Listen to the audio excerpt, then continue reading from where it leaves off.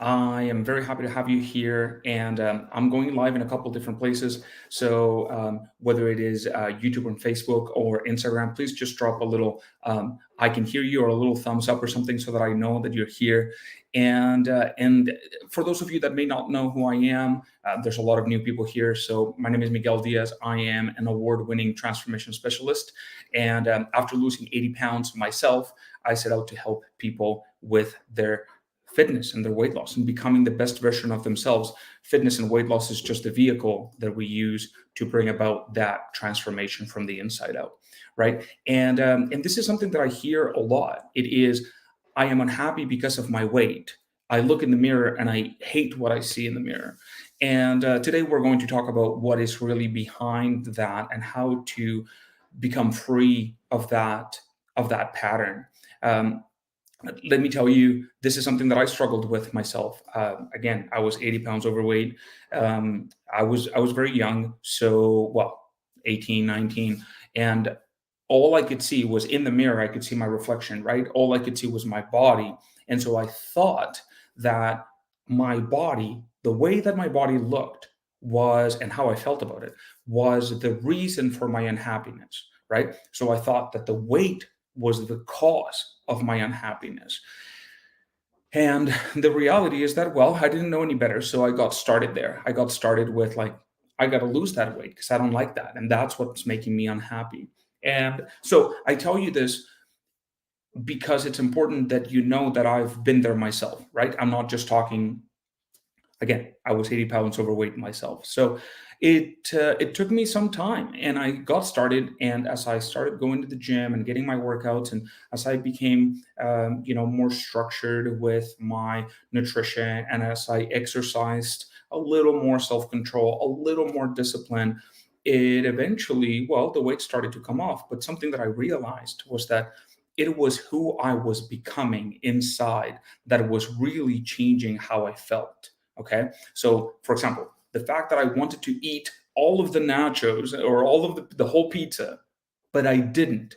Whether I only left one slice or two or half, whatever.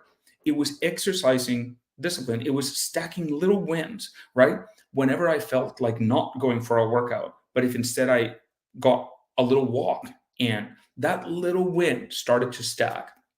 And then what happened is it helped me go from feeling that I was worthless, that I deserved no love, to getting to a point where I felt proud of myself. Regardless, my body, yes, my body was changing, but I didn't feel proud because my body was changing. I felt proud because I was exercising self control, because I was putting what I wanted, what I had wanted for so long, ahead of what I felt like in the moment, right? So I was becoming a better version of myself, a stronger version of myself, not just physically, but mentally and emotionally.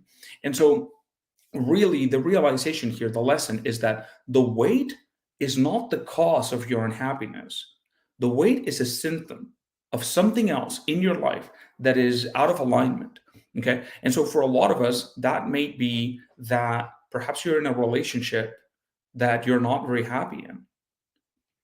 Perhaps you are stuck in a job that you hate and just drains your soul, right? Or perhaps, I don't know, if you're a parent like me and like the vast majority of my clients, maybe you are spending all of your energy, all of your attention, all of your bandwidth goes to take care of other people, and there's very little, if anything at all, for yourself.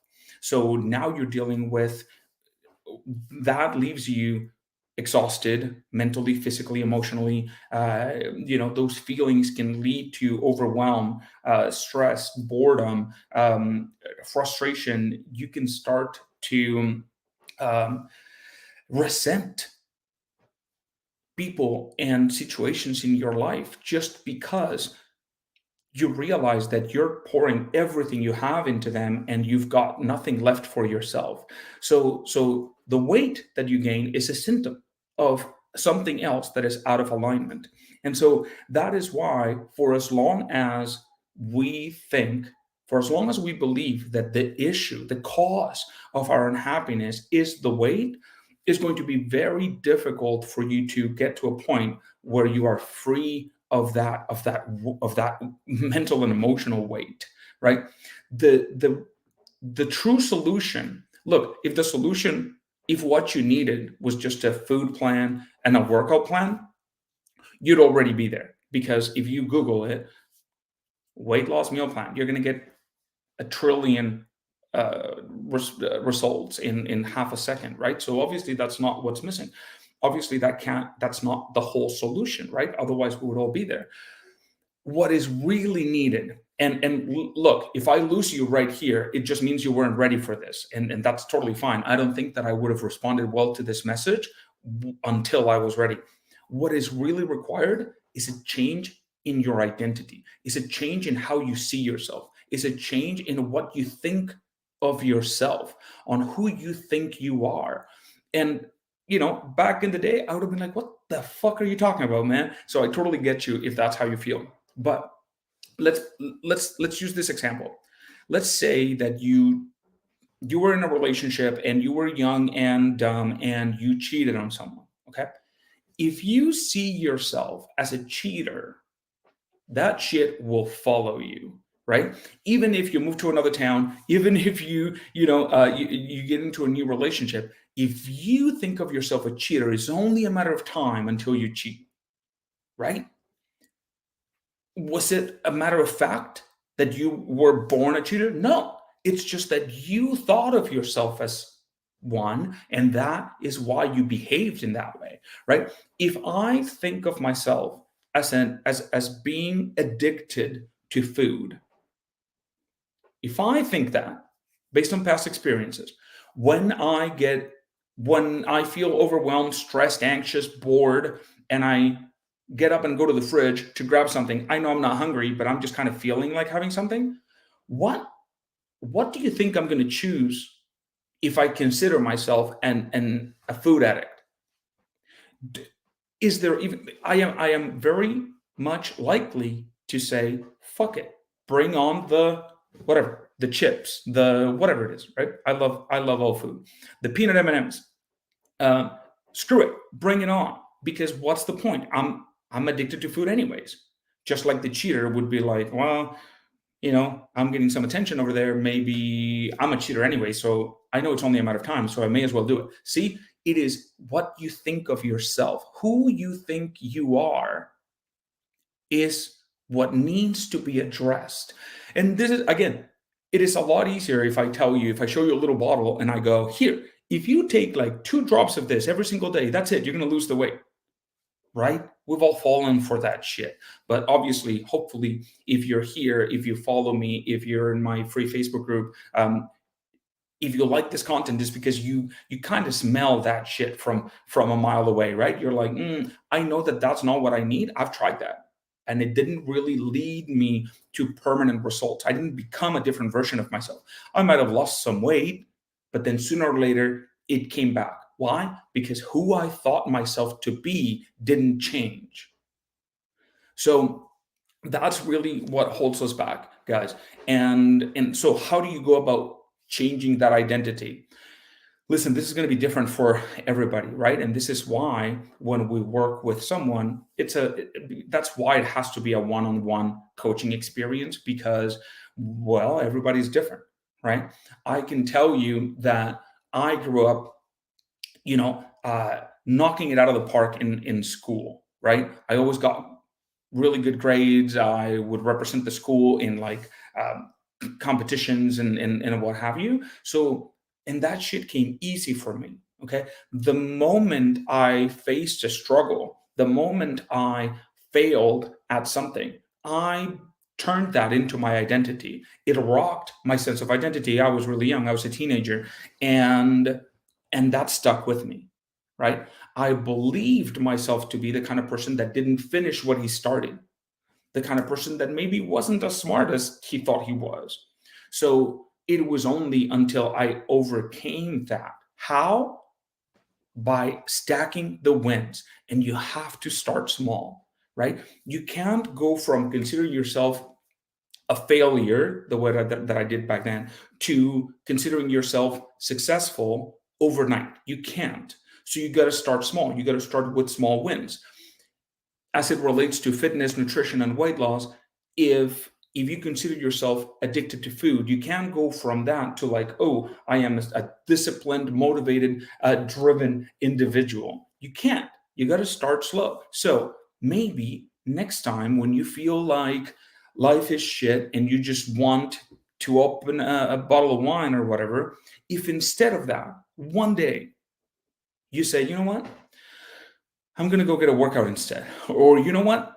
I'm going to go for a walk. Or whatever. If you find another way to deal with it, at least that one time, that, my friends, is a win. And yes, it's not, doesn't mean that you're now fucking